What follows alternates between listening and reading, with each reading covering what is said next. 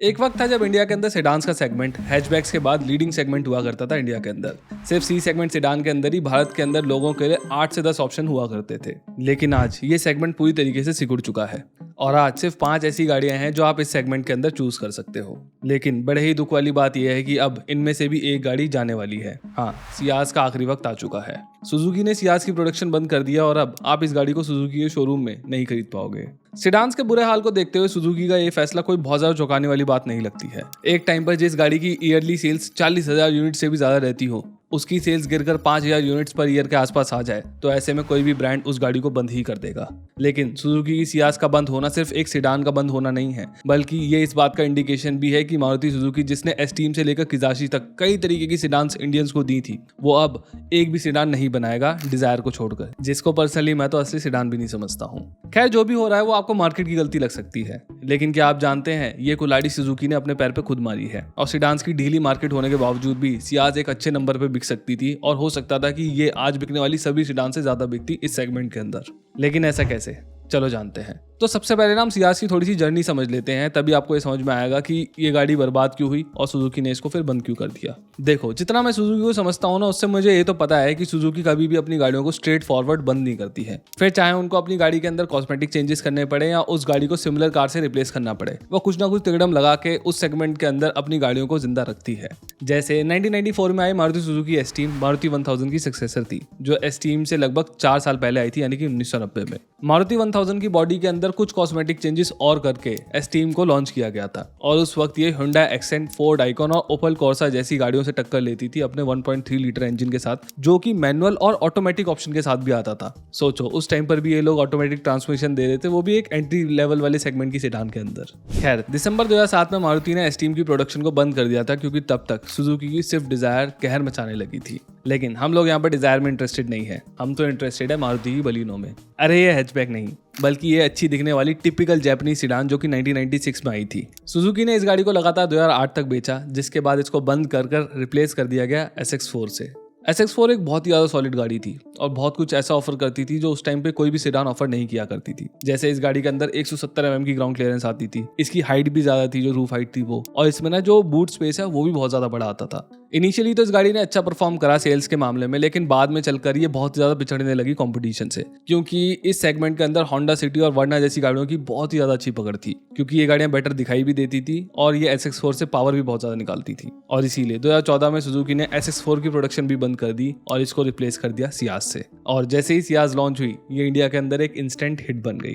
2014 से लेकर 2025 तक सुजुकी ने सियाज की लगभग 3 लाख यूनिट सेल कर दी हैं, यानी कि ये गाड़ी बहुत ज्यादा बिकी थी। साथ ही साथ मारुति की सियाज लगभग 3 साल तक लगातार अपने सेगमेंट के अंदर लीडर भी बनी रही थी सेल्स के मामले में। 2018-19 फाइनेंशियल ईयर में इस गाड़ी की लगभग 46,000 यूनिट्स बिकी थी, मतलब पूरे साल के अंदर। और ये जो नंबर है ना, ये इस गाड़ी की हिस्ट्री में सबसे बड़ा नंबर है सेल्स के मामले में अगर हम देखें तो। और इस नंबर की वजह से ये गाड़ी सी सेगमेंट सेडान की कैटेगरी में 30% मार्केट को डोमिनेट करने लगी थी। और ऐसा इसीलिए हुआ था क्योंकि इसी साल सुजुकी ने सियाज का फेसलिफ्ट लॉन्च किया था और इस गाड़ी में अब पेट्रोल माइल्ड हाइब्रिड इंजन भी दिया जाने लगा था, जो कि 103 bhp की पावर और 138 Nm का टॉर्क निकाल के देता था। और इसके अलावा इस गाड़ी के अंदर एक 1.5 लीटर का डीजल इंजन भी आया करता था, जो कि 94 bhp की पावर और 225 Nm का टॉर्क निकालता था। और ये वाला जो डीजल इंजन था ना, ये भयंकर फ्यूल एफिशिएंट था। सुजुकी अपनी फेसलिफ्टेड सियाज के 1.5 लीटर के डीजल इंजन पर लगभग 28 किलोमीटर पर लीटर की माइलेज क्लेम किया करती थी और ये नंबर सी सेगमेंट सेडान की कैटेगरी के अंदर अनहर्ड था। और सिर्फ डीजल ही नहीं, पेट्रोल इंजन भी इस गाड़ी का बहुत ही ज्यादा फ्यूल एफिशिएंट था, क्योंकि इस पर भी मारुति वाले 20 किलोमीटर पर लीटर की माइलेज क्लेम करते थे। वहीं अगर हम इसका कंपैरिजन होंडा सिटी से करें तो इसके पेट्रोल इंजन पर 17 किलोमीटर पर लीटर की माइलेज क्लेम करी जाती थी और डीजल इंजन पर 25 किलोमीटर की।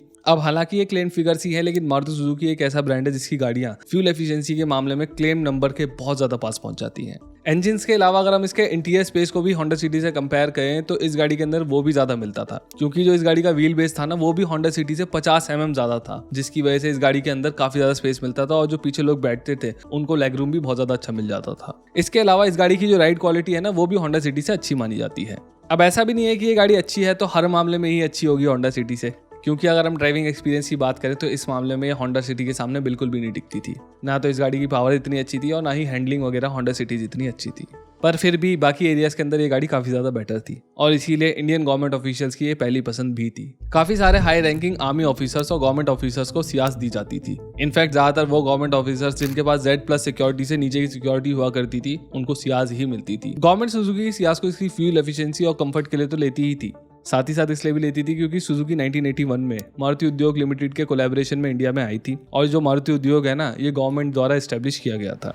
और शुरुआत में मारुति सुजुकी में जो सुजुकी के स्टेक थे ना, वो सिर्फ 26% थे, यानी कि ये जो कंपनी थी ये मेजरली गवर्नमेंट ओन्ड ही थी इंडिया के अंदर। और इसीलिए कहीं ना कहीं शुरुआत से ही SX4, जिप्सी और CS जैसी गाड़ियां गवर्नमेंट ऑफिशियल्स की पहली पसंद रही हैं। इसके अलावा सुजुकी सियास पर ही जाने का एक रीज़न ये भी था सरकार का कि जो इनकी NCE MMP स्कीम थी उसके अंदर हाइब्रिड कार्स के ऊपर जो एक्साइज ड्यूटी है उसको कम किया गया था, जिसकी वजह से इस गाड़ी पे लगने वाला 24% टैक्स गिरकर 12.5% रह गया था, क्योंकि ये गाड़ी भी माइल्ड हाइब्रिड वेरिएंट्स के अंदर आया करती थी। तो 2018 तक सब कुछ ठीक चल रहा था। इस गाड़ी ने सेडान मार्केट के अंदर डोमिनेंस हासिल कर रखी थी, लेकिन फिर सब कुछ बदलने लगा। इस कार की सेल बहुत ही ज़्यादा तेजी से गिरने लगी।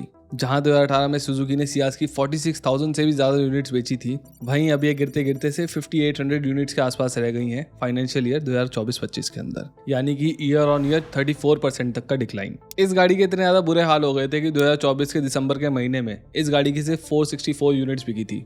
हाँ, मैं यहाँ पे पूरे महीने की बात कर रहा हूँ और मैं यहाँ पर मारुति की गाड़ी की ही बात कर रहा हूँ। खैर, अब ये सब क्यों हुआ उसके पीछे की रीजन की बात करते हैं, जो कि खुद सुजुकी है। सुजुकी की सबसे बड़ी गलती ये रही कि इन्होंने सियास को एक प्रॉपर फेसलिफ्ट या फिर जनरेशन चेंज कभी दिया ही नहीं। होंडा सिटी की इंडिया के अंदर अब तक 5 जनरेशन आ चुकी है, यानी इस गाड़ी को कई बार अपग्रेड किया गया है और इसके लुक्स को कई बार एनहांस किया गया है। और वैसे ही अगर हम हुंडई की वर्ना की भी बात करें तो इस गाड़ी को भी अब तक कई बार अपग्रेड किया जा चुका है और हुंडई लगातार इस गाड़ी के लुक्स को मॉडर्न और बेटर बनाती चली गई है। हाँ, वो वाली बात अलग है कि ये वाली जनरेशन बिल्कुल ट्यूबलाइट जैसी निकल गई, पर एटलीस्ट उन्होंने इस गाड़ी को कॉन्स्टेंटली अपग्रेड तो किया।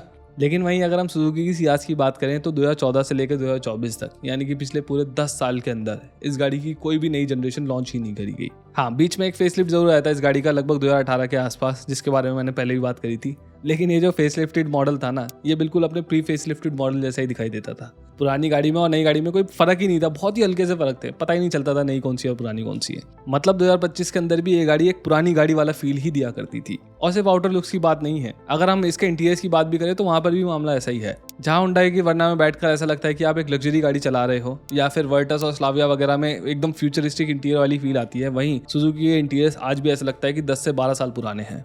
इसके इंटीरियर्स बहुत ही ज़्यादा आउटडेटेड लगते हैं और इसकी जो मटेरियल क्वालिटी भी है ना, वो भी कोई खास अच्छी नहीं है अंदर से। इसके अलावा ना तो इस गाड़ी के अंदर कोई सनरूफ मिलती है, ना कोई मॉडर्न इंस्ट्रूमेंट क्लस्टर, ना ही एडास वाले फीचर्स। इस गाड़ी को देखकर बिल्कुल ऐसी फील आती है जैसे सुजुकी ने इस गाड़ी पर बिल्कुल ही गिव अप कर दिया हो। अब यार, ऐसा हो सकता है कि सुजुकी सेडान्स की लगातार गिरती डिमांड को देखकर डिमोटिवेट हो गई हो। सुजुकी को लगा हो जब हम इस गाड़ी को बेच ही नहीं पाएंगे तो इस गाड़ी के फेसलिफ्ट पर या फिर इसकी नई जनरेशन पर पैसा खर्च करके फायदा ही क्या है, क्योंकि इन्वेस्टमेंट बहुत ज़्यादा होता है नई जनरेशन वगैरह लाने में। और कहीं ना कहीं देखा जाए ना तो जो इनका डिमोटिवेशन है वो कुछ हद तक ठीक भी है, क्योंकि ईयर 2000 के अंदर इंडिया में जो टोटल सेडान्स की सेल्स थी वो लगभग 98,000 यूनिट की थी, यानी कि 98,000 यूनिट्स। वहीं अगर हम फास्ट फॉरवर्ड करें 2024 में, तो इस साल सिर्फ 72,000 यूनिट्स ही बिकी हैं सी सेगमेंट या फिर उससे बड़ी सेडान्स की। यानी हमारे पास जब ज़्यादा कंपनीज भी नहीं हुआ करती थी इंडिया के अंदर गाड़ी बेचने वाली, तब भी सेडान्स की जो सेल्स थी वो आज के मुकाबले ज़्यादा हुआ करती थी। आज से 25 साल पहले की बात कर रहा हूँ मैं, सोचो कितनी बड़ी बात है। अब माना कि सेडान्स के हालात थोड़े से ज़्यादा ही खराब है आज की डेट में, लेकिन ऐसा नहीं है कि कोई भी नहीं बेच पा रहा है सेडान्स को। VW की जो वर्टस है ना, उस गाड़ी की मंथली 1950 यूनिट्स के आसपास बिक जाती है और जो स्लाविया है उसकी लगभग 1200 यूनिट्स के आसपास। और अगर हम इन दोनों गाड़ियों की सेल्स को कंबाइन कर लें तो मंथली इन दोनों गाड़ियों की लगभग 3100 यूनिट्स बिक जाती हैं हर महीने। यानी अगर हम इन दोनों गाड़ियों की कंबाइन सेल्स देखें तो वो होता है 3100 यूनिट्स के आसपास। इन दोनों गाड़ियों की सेल्स को मैं कंबाइन करके इसलिए बता रहा हूँ क्योंकि ये दोनों गाड़ियाँ ऑलमोस्ट सिमिलर ही है। ये समझ लो बस आगे के फेसिया और रियर जो डिज़ाइन है उसमें ही ज़्यादातर फर्क है, बाकी कोई खासा फर्क नहीं है। इंजन भी सेम है, प्लेटफॉर्म भी सेम है, इंटीरियर्स भी ऑलमोस्ट सेम से ही है, ऑलमोस्ट सब कुछ ही सेम है इन दोनों गाड़ियों के अंदर। इसीलिए 3100 यूनिट्स का जो कंबाइन सेल्स नंबर है ना, वो एक अच्छा नंबर है कंसीडरिंग अभी सेडान्स की जो मार्केट है वो काफ़ी ज़्यादा खराब चल रही है। एंड एक्चुअली अगर हम खाली VW की वर्टस की बात करें ना, तो वो तो उनकी टाइगून से भी ज़्यादा बिकती है, यानी VW की SUV की सेल्स उनकी सेडान से भी कम है। इवन तो दोनों ही गाड़ियाँ सेम इंजन ऑप्शंस के साथ आती हैं और उनकी जो प्राइसिंग है वो भी काफ़ी ज़्यादा सिमिलर है। इसके अलावा अगर हम सब 4 मीटर सेगमेंट की सेडान्स भी देखें तो इसके अंदर सुजुकी की खुद की जो डिज़ायर है उसकी हर महीने 10,000 यूनिट्स बिक जाती है ऑन एन एवरेज। हाँ, मैं मानता हूँ कि मैंने खुद ये बोला था कि मैं इसको असली सीडान नहीं मानता हूँ, लेकिन एटलीस्ट सीडान तो है, वैसी वाली शेप तो है। तो अगर ये 10,000 बिक सकती है तो सियाज क्यों नहीं बिक सकती थी यार। सुजुकी वो ब्रांड है जो पत्थर के ऊपर भी 4 रुपये लगा देना तो उसकी भी 1000-2000 यूनिट बिक जाए हर महीने के अंदर। तो सियाज तो एक प्रॉपर कार थी विद मैनी पॉजिटिव्स। मुझे लगता है कि अगर स्कोडा और VW जैसे ब्रांड 1500 यूनिट बेच सकते हैं ना एक महीने के अंदर अपनी सीडान्स की, तो सुजुकी आराम से 3 से 4,000 यूनिट्स बेच सकती है, क्योंकि सुजुकी के ऊपर लोगों को वो वाला भरोसा है। और फिर इस सेगमेंट के अंदर कोई भी बहुत ज्यादा फ्यूल एफिशिएंसी के ऊपर ध्यान नहीं देता है, जो कि सुजुकी किया करती थी। आई श्योरली नो कि अगर सुजुकी ने इस गाड़ी के डिजाइन को मॉडर्नाइज किया होता या इस गाड़ी को एक प्रॉपर जनरेशन अपग्रेड दिया होता जैसे कि उन्होंने अपनी डिजायर को दिया है, तो ये गाड़ी डेफिनेटली अच्छे नंबर्स में बिकती, इतनी कि ये अपने सेगमेंट में सबसे ऊपर चली जाती। लेकिन सुजुकी के साथ एक दिक्कत है, और वो ये कि उनको सिर्फ प्रॉफिटेबल गाड़ियां बेचनी है, इवन दो इंडिया उनकी सबसे बड़ी मार्केट है, इतनी कि अगर वो इंडिया के अंदर ऑपरेट ना करे तो सुजुकी पूरी की पूरी तरीके से बैंकरप्ट हो जाए। सुजुकी वाले इंडिया के अंदर सिर्फ वही गाड़ियां बेचना चाहते हैं जो उनको पैसे बना कर दे। मुझे लगता है कि सुजुकी को प्रॉफिट की इतनी ज़्यादा चिंता भी नहीं करनी चाहिए। हाँ, मैं मानता हूँ कि बाकी सुजुकी कार्स जितनी इसकी डिमांड नहीं होगी, लेकिन आपके कस्टमर्स के पास एक बेटर और बड़ी गाड़ी में अपग्रेड करने का ऑप्शन जरूर होगा। तो हमारी इस वीडियो में बस इतना ही। अगर आपको मेरी वीडियो पसंद आई तो please consider subscribing to our channel. इस वीडियो को लाइक करिए, शेयर करिए और कमेंट में भी जरूर बताइए कि आपकी फेवरेट सेडान कौन सी है, और अगर आप चाहते हो कि मारुति दोबारा सियाज को लेकर आए तो भी वो कमेंट के अंदर लिखिए। और हाँ, आप मुझे इंस्टाग्राम पर फॉलो कर लो, मैं वहाँ पर एक से एक रील डाल रहा हूँ और वहाँ पर आपको मेरा थोड़ा सा ना पर्सनल रूप भी देखने को मिलेगा। मैं वहाँ पर स्टोरीज वगैरह डालता रहता हूँ इस तरीके की। चलिए चलते हैं, थैंक यू।